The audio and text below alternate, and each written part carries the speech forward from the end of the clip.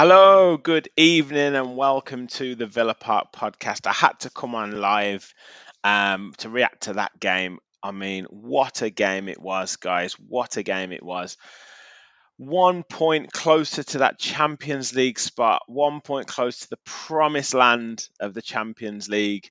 And what a comeback. Guys, smash that like button, hit that subscribe button if you're new to the channel. We are literally 11 away, I think, or 10 away from 3,800. So any like, any subscribe is doing a huge job for us. If you want to become a member as well, click the link at the top of the chat or click the join button. And if you want to contribute to the channel, hit the dollar sign. But yeah, we're going to get into it. I mean, I don't even know where to start, George. How are you doing first? Have you I don't know, recovered from that mad game? Yeah, evening, Rich. Evening, everyone. What has just occurred? Honestly, that was absolutely crazy. I can't believe where that comeback's come from. I thought we were dead and buried. Honestly, I really did. You know, you're seeing Luis go off, Tielemans go off. You're seeing Callum Chambers come on, and Liverpool knocking the ball around, looking comfortable, and you think it's game over. I'm going mad on the group chat saying we've buggered it again, and it was all in our own hands, and we've blown it again, and we're bottle jobs. And and 5 minutes later, we've managed to nick 2 goals. Honestly, absolutely staggering. Yeah, what a night. Duran. I Mr. mean, Captain Chaos, isn't it? oh, what can you say about that guy? I mean, I think John McGinn summed it up in his post-match interview. I don't know if you've seen him. He's I just said did see like it. Yeah. he said he's an absolute nightmare sometimes, and and then he's gonna be a nightmare for the next few days. But I've never seen mate, anyone near home from about 15 yards either. I mean, I what the hell was that? know. honestly, but yeah, Sam, welcome to the show. I just said to George, have you recovered from that game? I mean, what can you say about that, mate? What can you say? Oh, sums us up, doesn't it, boys? Sums us up. Oh, you're on mute. Oh, Am I? No, oh you're no, right. you're not. You can hear You're you. not. You're Can you just hear a me? little bit behind. Yeah, I think we've got a bit of lag. I was saying, kind of sums us up this season. You never know what you're going to get with Villa. It's been a bit of I mean, look, as a result, you'll take it all day. You'll take it. So, yeah, stressful one to watch, but good result in the end. Yeah, I mean, just amazing. So many people in the comments. Obviously, I'll try and say hello to everyone. Set a stain. What a point up the Villa. Um, Martin, evening all. I stayed up past my bedtime for this good man. And Michelle, good evening to you. PJJ, getting boys, chuffed with that. I mean, yeah, unbelievable. Ken with the £2 super chat. Ollie Watkins works so hard. He does. We'll get into all of that. Michelle Still says, hasn't got his Sam, goal, has you he? look Still like hasn't got Villa his goal. lost. No, I'm just tired. just tired. yeah, Exhausted all my energy just watching the game. I know, mate. Honestly, I can't believe it. Mark says, "Wow, what an unbelievable comeback! Thought we were dead and buried there." Right. Let's go back to the beginning because I can't. I'm just rambling off here and waffling on. So let's get in. Let's bring some sense to the proceedings. So starting lineup. Great to see Yuri Tielemans back in the side, George. But obviously there's one player comes back, another player's ill or injured, and it was Matty Cash this time who's not in. But yeah, fantastic to see Yuri Tielemans back in the side. Yeah, massive boost for us. You know, I sort of said on here the other day that I thought because Unai was a bit, he didn't really confirm anything. I thought he wouldn't be fit, but yeah, huge boost to see his name on the team sheet. And yeah, and you saw the midfield tonight. It functioned a lot better with his return, didn't it? And he got a nice goal as well to on his return. Exactly. And yeah, I mean, he moves the ball just so efficiently, 1 and 2 touch. He gets back into vital tackles and he allows the likes of John McGinn and Douglas Luiz to play a little bit more further forward and just relax that a little bit more, just because he is that much more comfortable in possession, isn't he? Yeah, we said it all the other night. Just a good player, and he got a bit of everything, and composed, and he works hard, and he played really well tonight, Tielemans. Obviously he couldn't do the full 90, but after a few games out, that was no surprise. But we're a much better team when he plays. Yeah, absolutely. And Sam, Tielemans' goal got us back into it after. What can you say about Emi Martinez right at the start? I mean, it's been such an amazing goalkeeper. Obviously, that doesn't affect his ability as a goalkeeper and what he's done this season, but just a complete shock. Like little deflection off Torres, and then what's he doing? I can't imagine. I can't think what he was doing. Yeah, I think he tried to catch it, didn't happen. Tried to claw it back, ended up pushing it away. It was just one of those moments of madness. I think sometimes you forget, like, just the slightest bit of a lack of coordination, especially for a goalkeeper, can be calamitous. And I think that's what it was, just his hand-eye was a bit off. But I mean, from there on, what I love about Emi is he didn't really let it affect the rest of his performance, didn't drop his head. He made a horrible blunder, got sort of like worst case scenario to start off. What was it, 2 minutes in, a minute in? I don't even know. 1 minute 30, I think it was, something like that. Yeah, so like your worst case scenario, but that's what you love about Emi, is that mentality. He just comes back and doesn't let it affect the rest of the game. Yeah, exactly. And it's one of those where it happens so early in the game, George. You think at least it gives us time to kind of settle ourselves down, get back into it, and that's obviously what we did. And Youri Tielemans, great finish, great work from Ollie Watkins as well down that left-hand channel. Just a really good goal. Yeah, really good goal, good move, great work from Watkins there. He wasn't giving that up for no one, was he?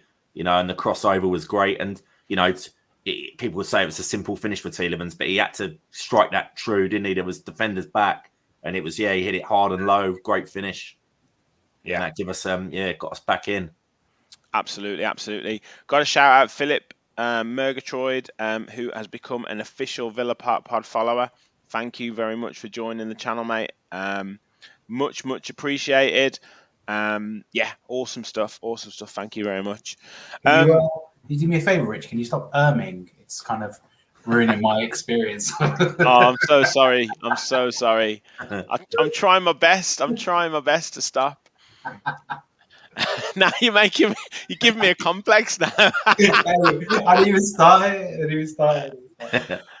Okay, so 2-1 to Liverpool. What happens with our defending, where at the moment we just seem so exposed on the flanks? Anytime a player is looking to make an overlap, we just seem to just watch them and let them go around us. And then easy finish for Gakpo. Obviously we thought it might be offside, but Sam, just poor defending overall for that goal. Yeah, I personally don't think it was offside, if I'm being honest. Seeing it back, the argument is that maybe he's off when the ball's initially played to, who was it, Joe Gomez? Yeah. I mean, I don't think it was offside. We always kind of talk about splitting hairs and having a toenail offside and stuff like that. I think he was level. I think he was on. We seem to be super defensively vulnerable at the moment. I don't know what's going on, because I would argue you've got pretty much our best players on the pitch in that back five, in Emi, Konsa, Carlos, Pau, and Digne. Like, I don't think it's a personnel issue. See a lot of people talk about Tyrone Mings and the sort of, I think maybe the cohesion he brings in terms of being a leader and calling people out. We also seem to have a problem on that right back position, where whenever we try to hold the line, the right back always seems, whether it's Matt Cash or Ezra Konsa, always seems to be a yard behind everyone else. Yeah, good point. So I don't know what it is. We've become very defensively lax. I think last season, the reason I'm so surprised, last season, second half of the season, when we made that push to get into Europe. We were absolutely stunning defensively. Like, that's where we cracked it, Sam, hadn't we? Yeah. It's the same personnel, if not better, are just struggling so much, and you just think, what's gone wrong? What's changed so much? And I don't know if it's not having Kamara sat in front of them. Maybe. I don't know. I was just about to say that. Is it Kamara? Is it a communication thing between Carlos and Pau Torres? I think it's errors, mate. I don't think it's about the ball getting into those areas. I think it's just, I don't know if it's legs. I don't know if it's, I don't know. It's just, you always know we're going to concede. And this is the problem with Villa, because we're actually really good at scoring goals. And that's when we went into that second leg against Olympiacos, it was pessimistic at the time, but it turned out to be right. But I never thought we were going to win that game, not because we didn't have the ability to go in and score 2-3 goals, but because I knew we'd concede. Yeah, I said the same. And I think that's a problem with Villa at the moment, and something that we'll have to fix for next season. There's no point in banging on about it this season. We'll probably ship quite a few against Palace as well, but we very well could win that game. So who knows? Yeah, exactly. Got to talk about this. Got to talk about this moment, George. The TV got some. I was cursing, mate. I'll tell you. It was the best bit of defending by a Villa player all season. I'll tell you what. Dear, oh dear. What if anything, he surely must have been shouting. The second that cross was coming over, if I'm looking at my goal of the season, I'd be screaming, "Ollie's ball! Fucking get out of the way now!" Well, Carlos pushed it. Carlos pushed him out of the way. I know. What a mess. That's got to be the chance of the season, isn't it? I don't think I've seen an easier one missed this season than that. No, I mean, Stephen Van Leer said, bloody Watkins going to be stuck on 19. Lol, Sam's right. I mean, if anything was telling you that Watkins is going to be stuck on 19 goals, it was that chance. Carlos pushes him out the way. Your top striker and a centre-back pushes you out the way to try and finish it, and then goes to go with it with his right foot, and then swaps his feet, and then it spoons off his left foot and goes wide. I mean, I think that's like part of the problem today with Villa. I think you saw it quite a lot, was the communication issues, and you see Bailey and Watkins having verbals on the pitch, and Diaby, and that chance where Watkins did something equally stupid. Instead of just letting the ball run onto Dougie, who had an open goal, he sort of took a touch and tried to backheel it, and it went miles wide. And you just think, and Dougie was screaming for it as well, because you could hear him on the TV. And afterwards, Dougie shouting at him, he's like, "What are you doing? Just leave it." And all of that happened very close together, didn't it? I think Watkins' head was still rattled from what had just happened before. It was quite funny as well, because that bit where Bailey was having a go at Watkins looked really sheepish. Like he looked like he didn't want to piss Leon off. You don't mess with a Jamaican yardie, I'm telling you. I would. But the thing is, what Bailey was saying was actually bang on. I'm not going to do it in the accent, or maybe you could translate it if you want to be brave and do it. But Aaron, we need Aaron in the chat. Yeah, where is he? But I think he was saying basically, if I'm offside, tell me. Pussy or something along those lines. Yeah. I think that's what he's going for. So, there was a communication issue tonight. I mean, look, it's weird because we keep saying they're knackered, they were knackered, but they didn't play like a tired team today. Mindset. They played with plenty of energy. Mindset. I think it was obviously they left everything on the pitch, and I know they're pushing themselves, some playing through pain barriers and injuries and stuff. Not Zaniola, mind. Waste of time, but I think the point is today, although physically they may have had something left to give, I think mentally they're drained, and I think John McGinn said it afterwards. He said that they had when they got back level, they had PTSD, because even though we got back level, they were scared they were going to lose it. And that's, I think the season mentally has kind of come on a bit strong for the boys, and you can see it all across the pitch, and maybe that contributes to defending. Yeah, I mean, he said before the game, we could have sewn this up over the past 5 to 6 weeks, and we haven't done it. So you can just imagine that pressure just building up, and then that causes you to snatch at chances. It causes you to maybe make a decision that you probably wouldn't do, earlier on in the season. I mean, Musa Diaby, how many chances did he have, George? And he had such a mixed bag tonight because you could see he was working hard. You could see he was trying to get involved in the play, playing some nice passes. But then the chance he missed in the first half, the chances he missed in the second half, the one right at the end where he could have won, which was his best shot, gets it on target. I mean, such a mixed bag for Musa Diaby tonight. Yeah, he's heavily involved tonight, and he's put he's tried his hardest. We can't say it was a lack of effort, but some poor decision making again, and a lack of confidence, as we've seen in the last few.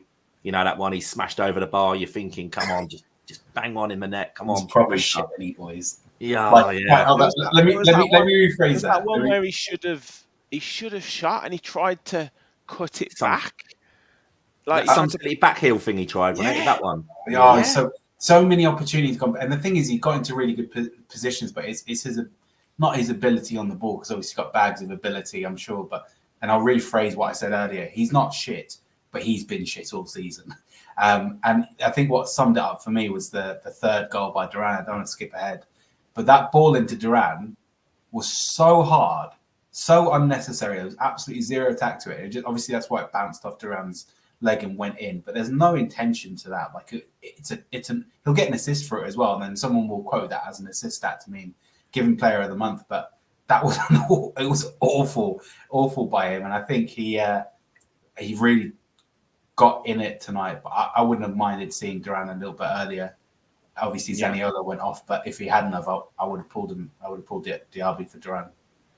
Yeah, well, look, let's talk about the game changer, the chaos brother, the main chaos brother, because the other chaos brother is obviously made of glass. But we were talking before the show started, Sam, that just sitting on the settee, season's over, Liverpool popping the ball about 3-1 up, just no sign of life in Villa at all.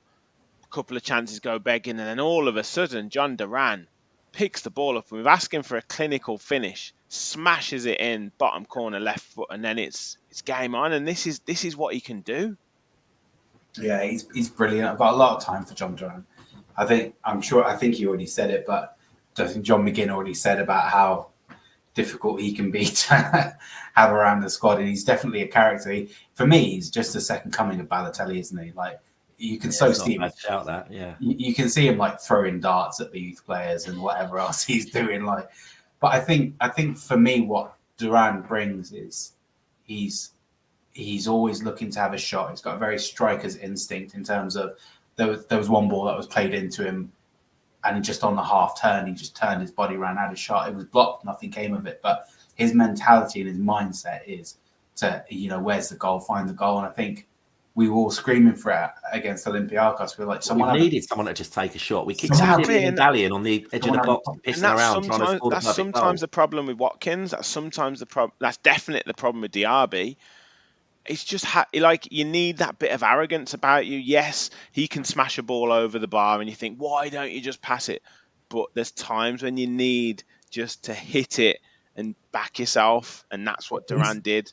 His minutes per goal ratio is really good. I think he has a goal every 72 minutes, which is really not bad. And the thing is about Duran, and a lot of players, I feel, if you give him 5, 6, 7 minutes in a game where we're already losing, you're never going to see the best of them. And obviously, look, you've got Ollie Watkins up top. I'm not suggesting he replace him, but we've seen them play side by side and complement each other quite a lot at moments this season. And I just always feel like Duran brings something different, a different energy, a different dynamic, a different option. He's quite strong as well. And the thing is as well that I love about John Duran is he works really hard defensively, like wins the ball. Yeah, right at the end when he was clearing it out the box.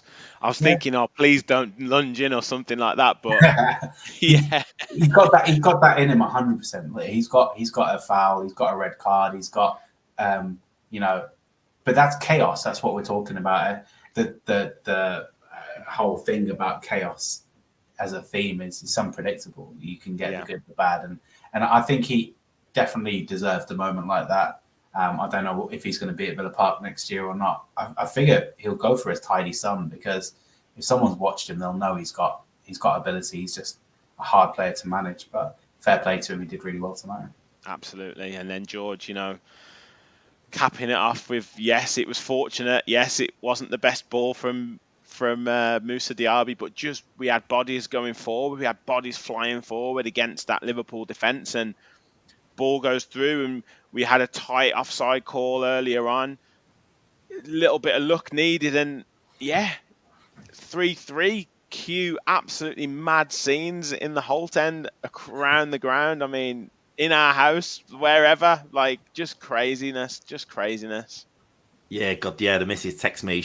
I'm obviously out in the man cave. The house is a good, God, don't know, 80 yards away, and she's gone. I can hear you, can hear you shouting from the bedroom. She goes, I'm assuming it's 3-3, but yeah, I think it was just the time, and it just wasn't looking likely, was it? And we've gone and rescued something for a change. When we're looking down and out, mate. But that's massive goal, big scenes, and a big point for Villa tonight. Yeah. Sam, would you taken a point before the game?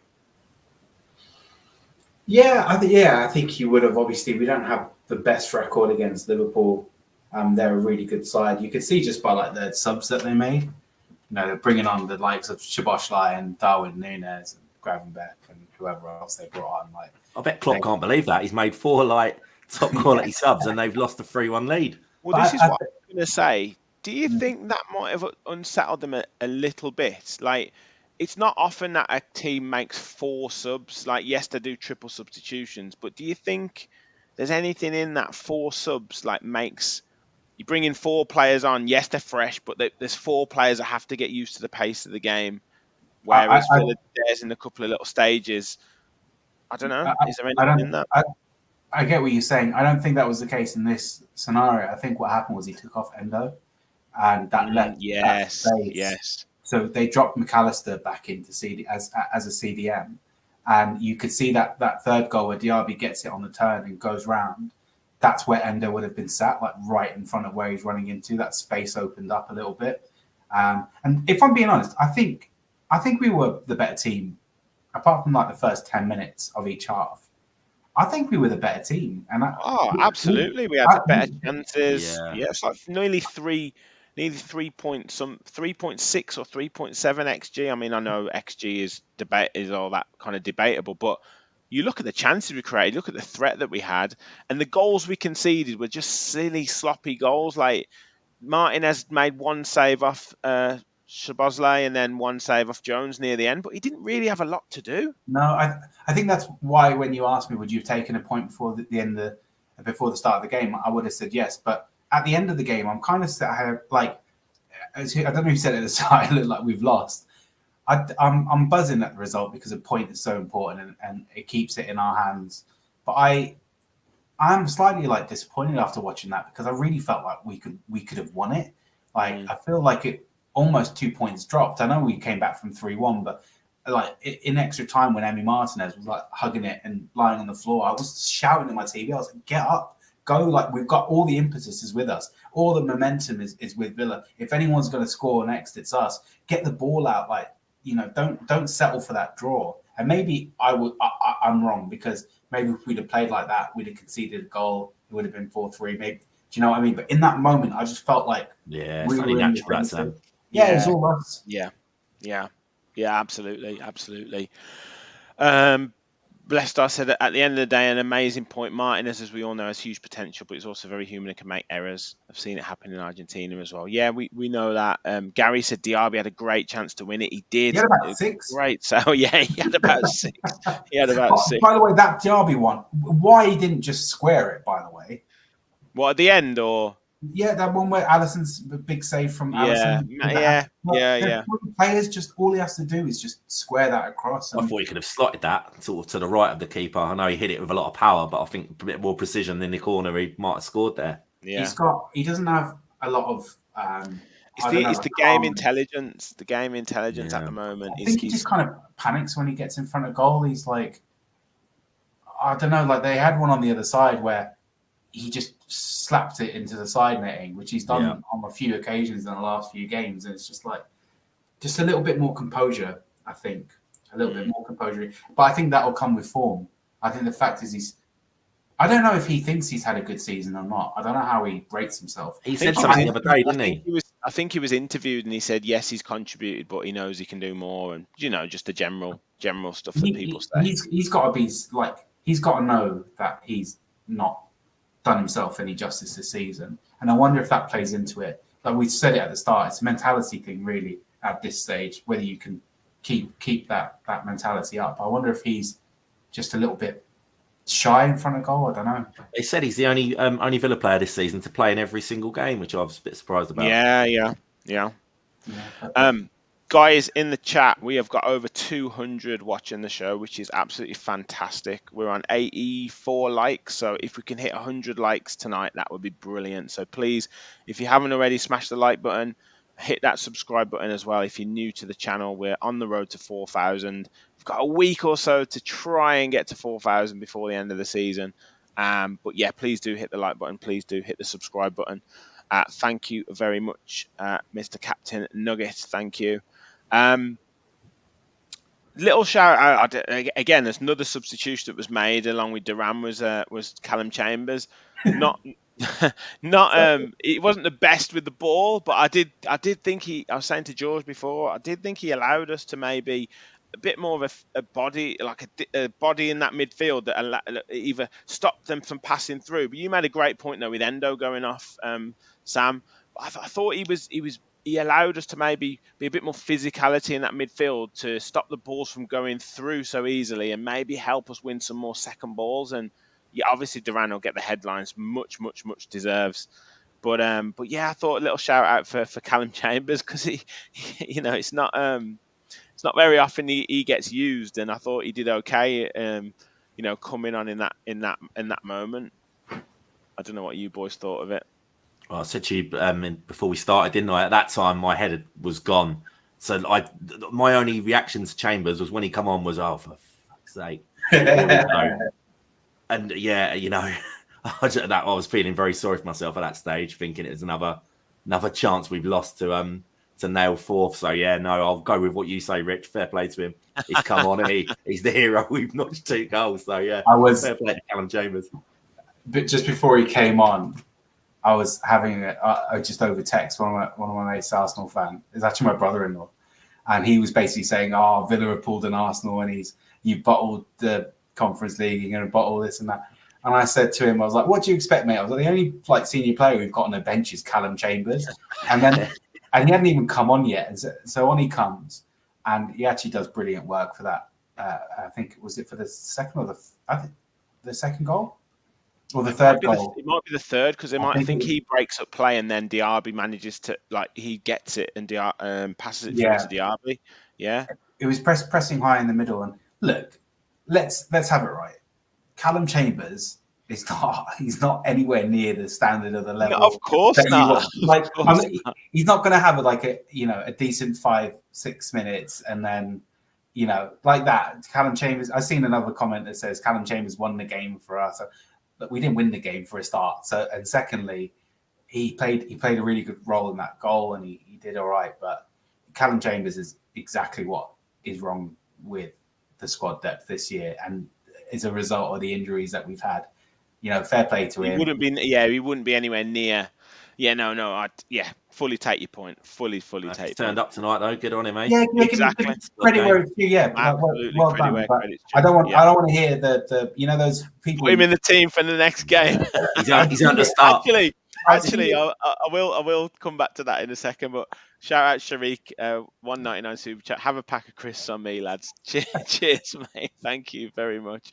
But yeah, what I'm gonna say is he might end up playing on Sunday because we might have already secured Champions League football. And then there's lots of people in the chat, Sam, saying Jack Grealish is gonna come back and do a job for Villa. Come back for Man City tomorrow and do a job for Villa and score the winner for Man City and secure Champions League football for his boyhood club.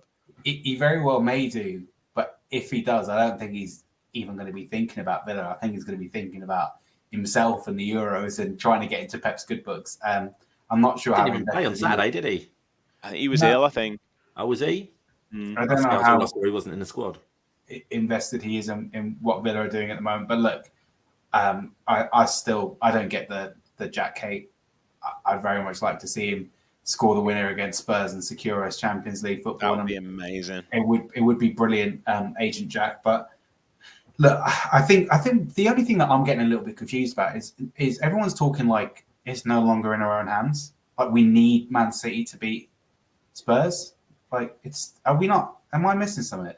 Everyone's raving about Palace. That's the problem. And if we beat Palace, it's done. It's done. Yeah. Like Palace have been absolutely brilliant. Fair play to them as well. And I know that Tottenham have got Sheffield United on the last day, but do you know what I mean? Like we still, whatever happens, obviously I want Man City to do the job for us tomorrow and just be able to relax now and rest everyone up for the end of the season and play the kids against Palace because neither team's got any skin in the game anymore.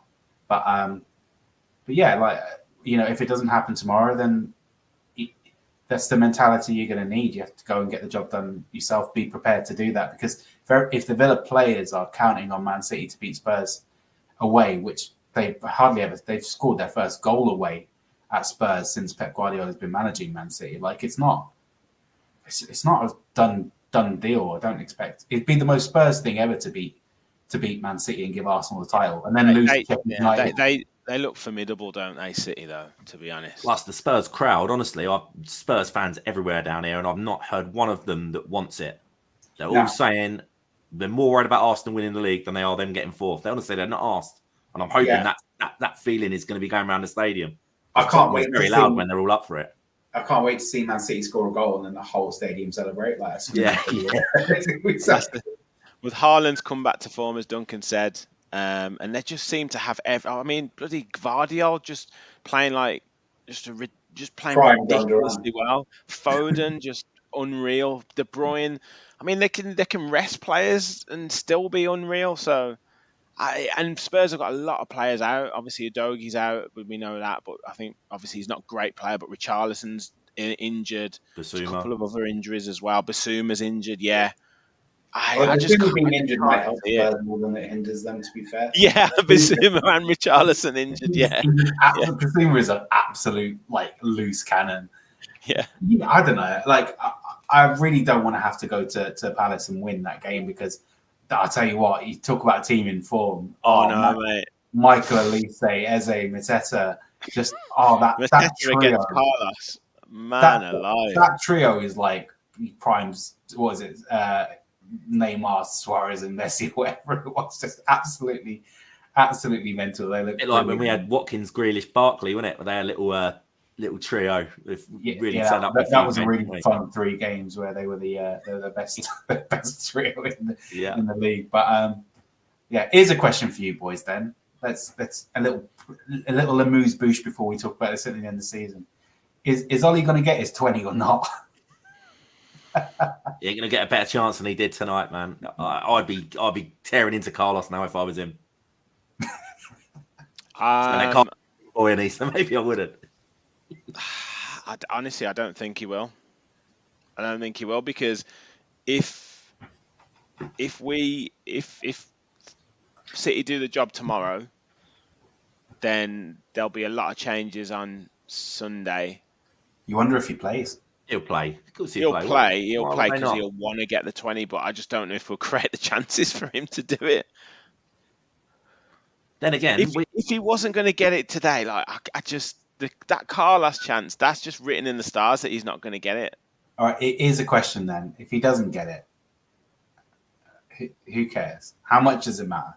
It doesn't matter. No, that's him, isn't it? It's just for him, really. In terms for him and his what he's trying to achieve, do you think it takes anything away from his season? You reckon he has more credit? Because if I'm being honest, he's let himself down in the last 5-6 games because I thought he was there for the player of the year, like the whatever it was, not the PFA, maybe the PFA player of the year. I thought he was nailed on, but his quiet last sort of 5-6 games has kind of given it to Phil Foden, I reckon. Another streak, hasn't he? Like he does. They either have a streak when he's scoring or it's a streak when he's not. But do you think this season that one goal will make a difference to how people look back and view the season by just hit personal performance, Barley? No, he's done well. He's had a great season. It's just that record, isn't it? You know, no one's done one, have they, for us in Premier League Yeah, I don't history? think it So make a it difference for just, him. I 19 want him goals to and get it 13 myself, and I'm assists in the sure he's Premier definitely League. too. He's got Yeah. 27 goals across the season. I mean, it's still fantastic. I think he's going to do it at Palace,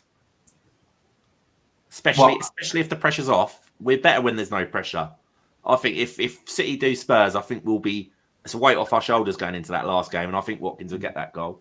what's the opposite of a purple patch? Where you just have a temporary dip in form for a few games, because I think that's what Watkins has had in the last maybe 4 games, and it's a shame for him as well, because although I said at the start of the season, he wasn't going to get it, and there's the whole thing about me having to do an apology if he hits 20. I really want him to do it. I feel like he deserves it, and it would be good for him and good for Villa to have a player that's hit 20 goals in the season. Do you know what I mean? Yeah. A brown patch seems slightly racist, but okay. Yeah. I was going to say yellow streak, but don't know if that's it either. But yeah, no, I don't know. I don't know. I'd love him to do it. I would love him to do it, but yeah, boys, today we came back, showed real character, real fight, and we got the point when it looked all lost. And I think that will take us. It will take us into Sunday in good spirits anyway, regardless of the result tomorrow. But yeah, I do think City will win. I think they look pretty formidable, and yeah, I think it'll be done and dusted, lads. I think that'll call it a day. Call it a night. What a game! I mean, what a game!